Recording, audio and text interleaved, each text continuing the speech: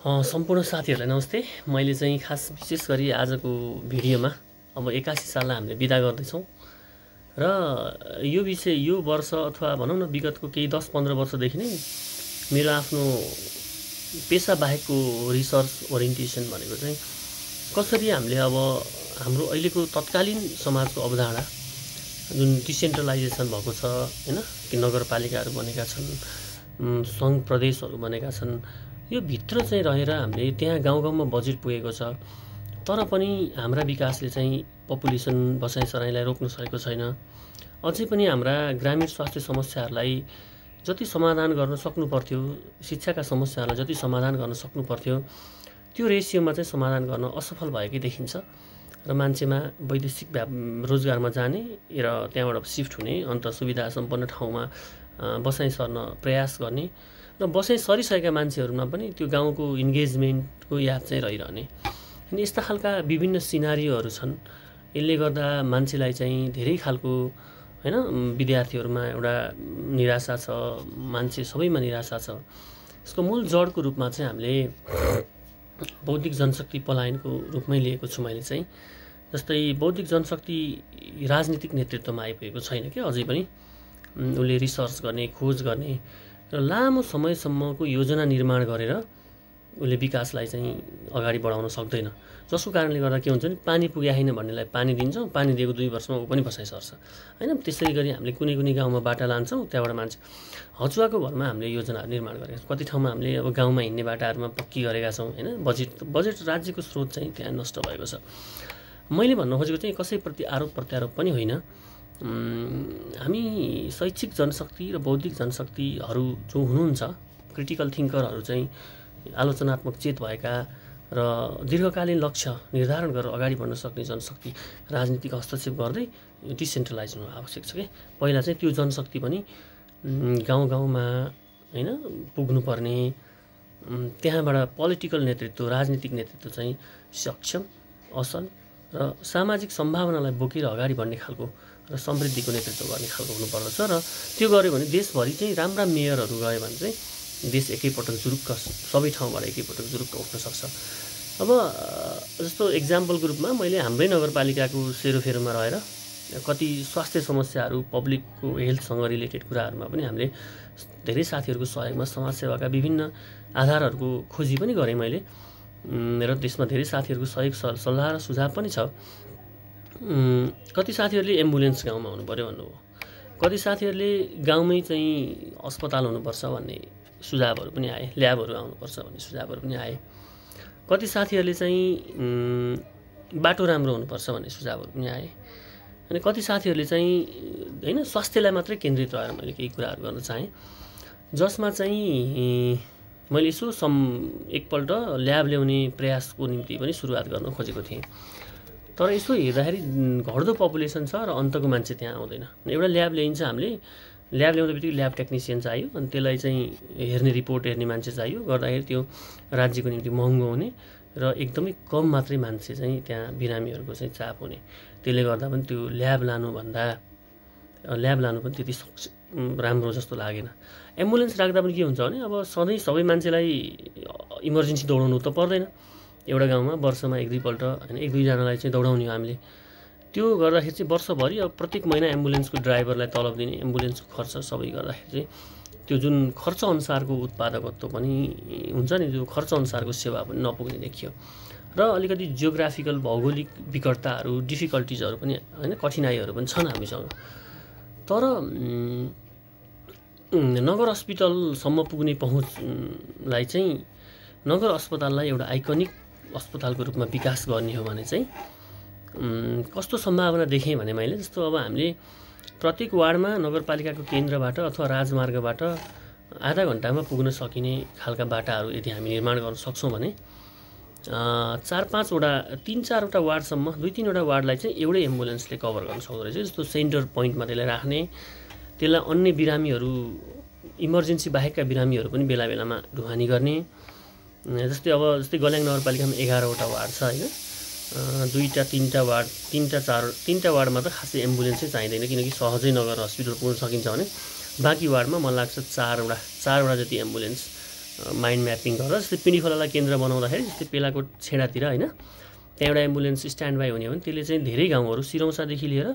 त्यसले पिँढी खोलासम्मका गाउँहरूलाई कभर गर्छ किनभने बाटो राम्रो हुने 10 मिनटमा सबै ठाउँमा पहुँच पुग्ने अहिलेको कच्ची बाटो छ भनेपछि त्यसलाई पिच बाटोको रूपमा त्यसलाई डेभलप गर्ने होइन पहिलो प्राथमिकता भनेको चाहिँ नगरपालिका र वार्ड केन्द्र बिचको बाटाहरूलाई चाहिँ एकदमै स्ट्रेट बनाउनु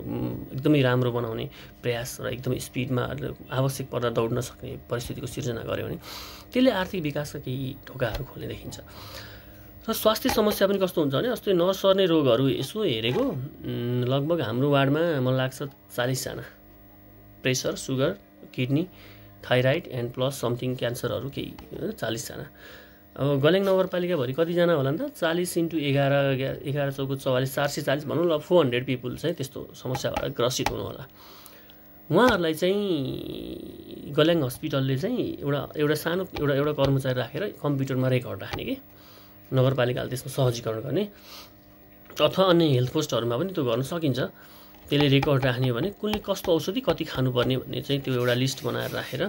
हस्पिटल अथवा कहीँ क्लिनिकमा चाहिँ हामीले सुपथ मूल्यमै एउटा राम्रो मूल्यमै औषधिहरूलाई प्रवाह गर्ने र उहाँहरूलाई चाहिँ अन्य स्वास्थ्य सचेतना रोग लाग्न नदिने तरिकाहरू पनि नर्मल एकदमै सामान्य बजेटमा चाहिँ त्यो सम्भव छ कि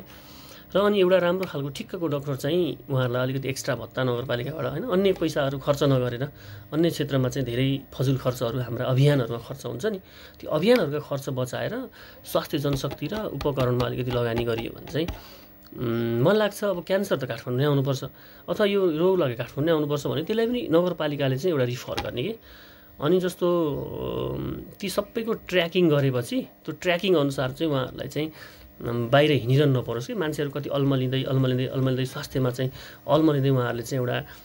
केन्द्रसम्म आइपुग्दा मरिहाल्ने स्थिति अथवा हुन्छ नि ठुलो जटिल समस्याहरू आउने यस्ता खालका परिस्थितिहरूको सिर्जना भएको छ हामीले बिरामीहरूलाई ट्र्याक गऱ्यौँ भने त्यसरी चाहिँ कम्प्युटरमा एउटा सानो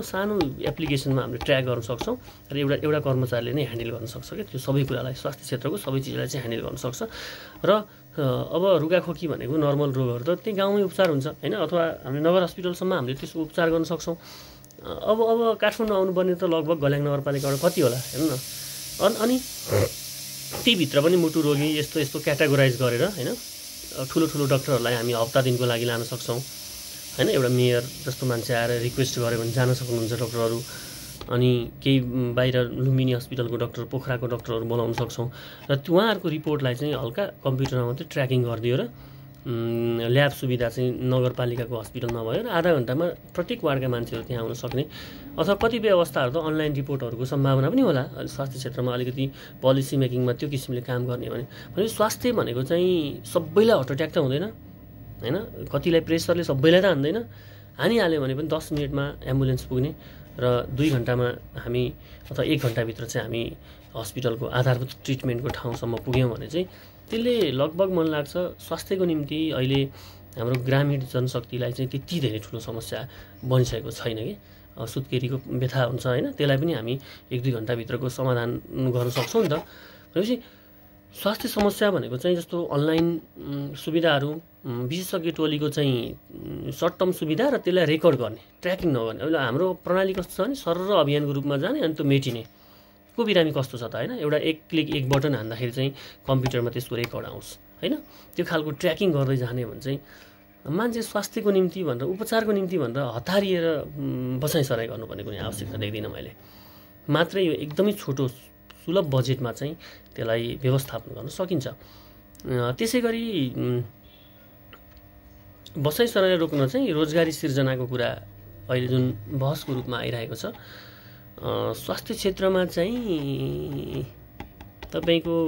पहिला सुरुमा स्वास्थ्य क्षेत्रकै कुरा गर्दै थिएँ मैले अब यसमा मलाई चाहिँ एकदम भित्रभित्रै धेरै गम्भीर विषयहरू धेरै गम्भीर क्षेत्रहरूको विषयमा चाहिँ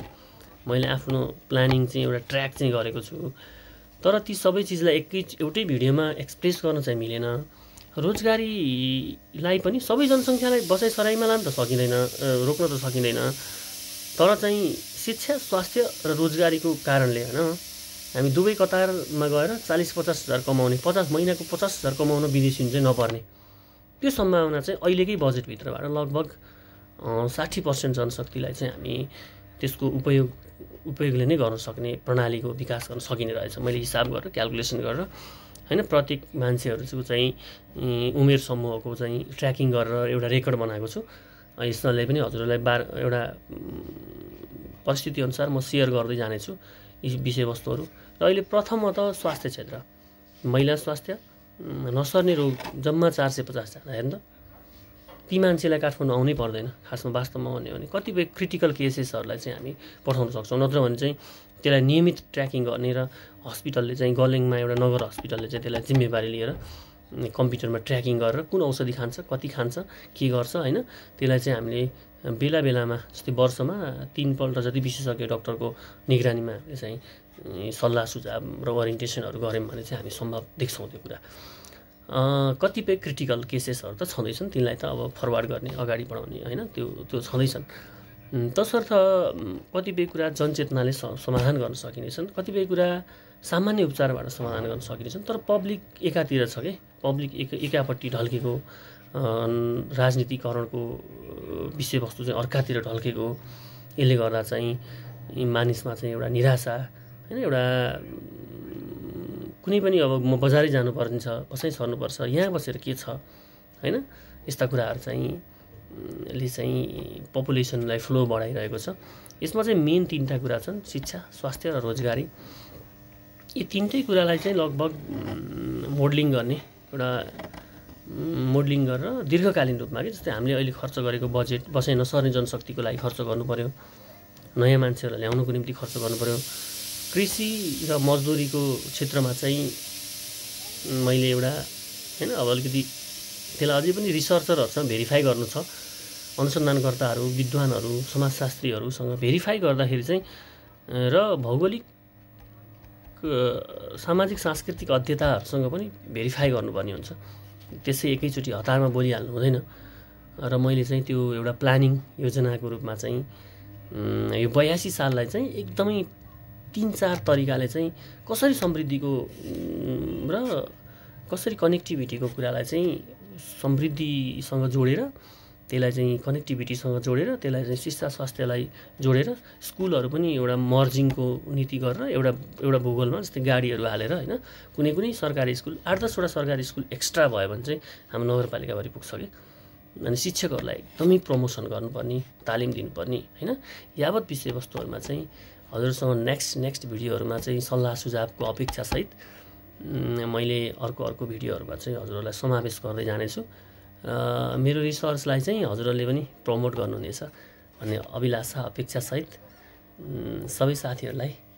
नयाँ वर्ष 2082 सालको धेरै धेरै शुभकामना दिँदै